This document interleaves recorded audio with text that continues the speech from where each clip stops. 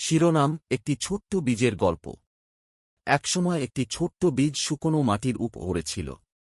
সূর্যের তাপে মাটি তখন খটখটে, আর আশেপাশে যতদূর চোখ যায় শুধুই শূন্যতা। বীজটি ভাবতে লাগল, এখান থেকে আমি কিভাবে বড় হব? এখানে তো কোনো সাহায্য নেই। একদিন হঠাৎ আকাশে কালো মেঘ জমল এবং প্রবল বৃষ্টি শুরু হল। বৃষ্টির জল মাটিতে মিশে বীজটিকে ভিজিয়ে দিল। বীজটি মাটির নিচে একটু একটু করে নড়াচড়া করতে লাগল। সে অনুভব করল তার ভেতরে শক্তি আসছে। একটা সময় বীজের ভেতর থেকে ছোট্ট অঙ্কুর বের হল। কিন্তু তখনও পথ সহজ ছিল না। মাঝে মাঝে বৃষ্টি বন্ধ হয়ে যেত, রোদ তার গায়ে ঝলসে পড়ত। মাঝে মাঝে শীতল বাতাস এসে তাকে কাঁপিয়ে দিত। কিন্তু অঙ্কুরটি হাল ছাড়েনি। নিজের সমস্ত শক্তি দিয়ে সে মাটির গভীর থেকে পুষ্টি সংগ্রহ করছিল। দিন, মাস, বছর যেতে লাগল।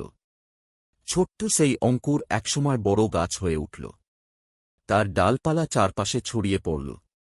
একদিন পথ চলতি এক ক্লান্ত পাখি এসে সেই গাছের ছায়ায় বসল। পাখিটি বলল, তোমার ছায়া আর শক্ত ডালপালা আমাকে নতুন শক্তি দিয়েছে। গাছটি মৃদু হেসে মনে মনে বলল, আমার ছোট্ট বীজের দিনগুলোর সংগ্রাম না থাকলে আমি কখনো এভাবে বড় হতে পারতাম না।